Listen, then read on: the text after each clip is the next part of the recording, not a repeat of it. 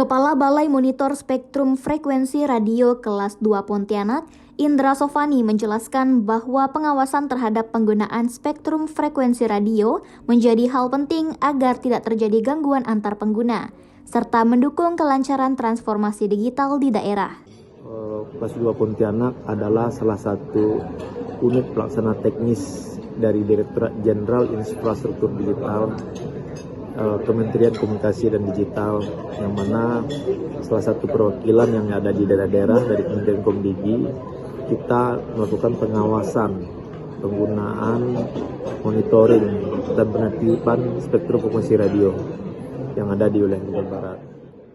Sementara itu, Ketua Tim Monitoring dan Penertiban Spektrum Frekuensi Radio Direktorat Pengendalian Infrastruktur Digital Mohan Rifko Firhani menambahkan bahwa pengawasan dilakukan untuk mencegah penggunaan frekuensi tanpa izin yang berpotensi menimbulkan gangguan, bahkan pada sistem komunikasi penerbangan dan BMKG.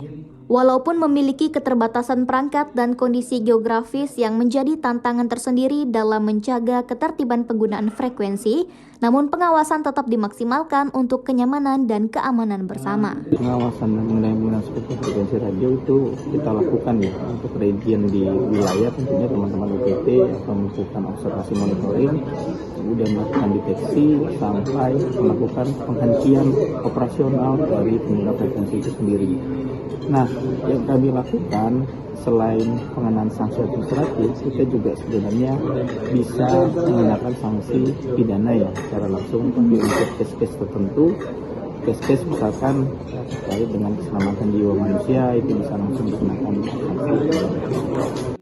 Sementara itu, Zulfahmi Hasan, penata kelola spektrum frekuensi radio ahli media dari Direktorat Layanan Infrastruktur Digital, menegaskan bahwa penyalahgunaan frekuensi radio dapat membahayakan keselamatan manusia.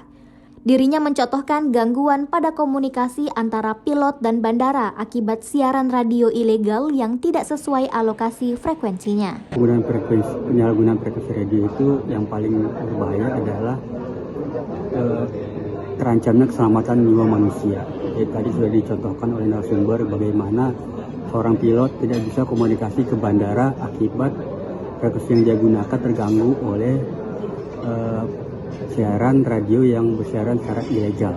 Melalui kegiatan ini, Balai Monitor Spektrum Frekuensi Radio Kelas 2 Pontianak berharap seluruh penggunaan frekuensi, baik lembaga penyiaran maupun instansi telekomunikasi, dapat semakin memahami pentingnya pengelolaan frekuensi yang tertib dan berizin, guna mendukung percepatan transformasi digital di Indonesia. Gulista Kisra melaporkan.